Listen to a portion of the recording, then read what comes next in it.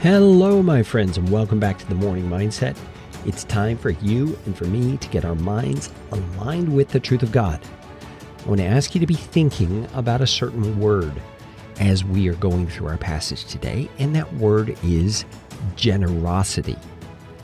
And think about how it's demonstrated in the passage we read, and then begin to think about it in correlation to your life. This is Acts chapter 11, verses 27 through 30. It says, "Now in these days prophets came down from Jerusalem to Antioch, and one of them, named Agabus, stood up and foretold by the Spirit that there would be a great famine over all the world. And this took place in the days of Claudius. So the disciples determined, every one according to his ability, to send relief to the brothers living in Judea.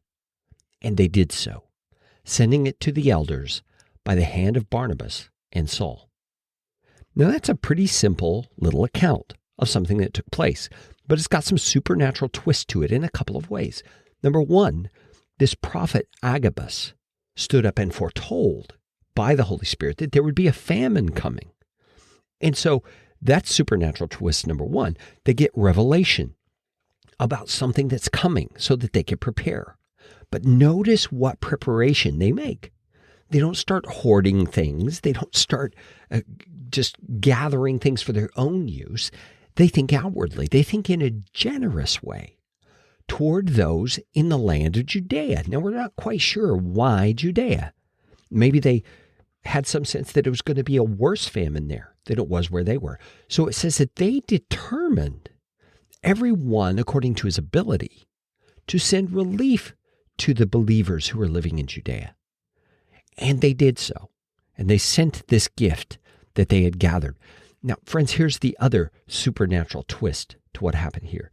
This generosity that they have is pretty uncommon. Notice that it says they gave everyone according to his ability. So that means wealthy people gave larger amounts because they were able to do so.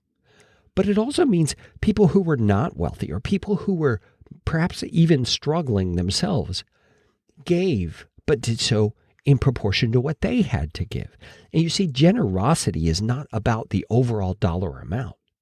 Generosity is about wanting to give and help people wherever you are in life and in whatever way you can. And that's what we see demonstrated here. And that, my friends, was a supernatural move of the Holy Spirit, as well as the prophecy. Because we all know when you are in need yourself, or when you are living penny to penny, farthing to farthing, whatever your currency is, you understand how hard it is to be generous in that condition. Because you feel you need those resources. But what we see here is that a Holy Spirit-driven life is also a generous life. It's a life that's concerned about the needs of others around them. And we see it demonstrated here as well as other places in the book of Acts. And so I want to pause for a moment on our consideration of the passage and turn it back on our own lives. How difficult do you find it to be generous when you are in a good place in life and the finances are great? Well, many times we can be a little more generous then. We feel the freedom in our spirit to do so. But what about when things are tight? What about when it's hard for you?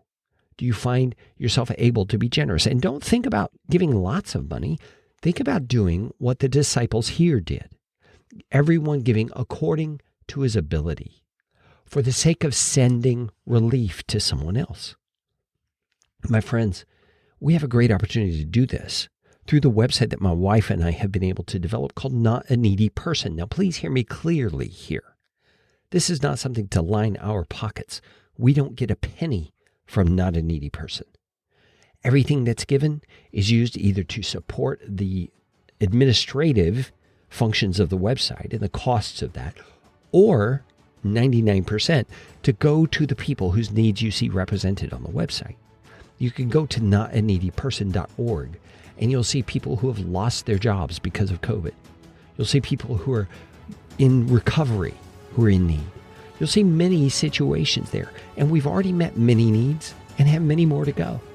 I invite you to practice the generosity the Christian faith moves us toward by helping us out at notaneedyperson.org. Jesus, thank you for the supernatural move of generosity that comes into our lives and helps us, no matter where we are, to trust you to take care of us so that we can be generous to others. Father, give us that supernatural ability.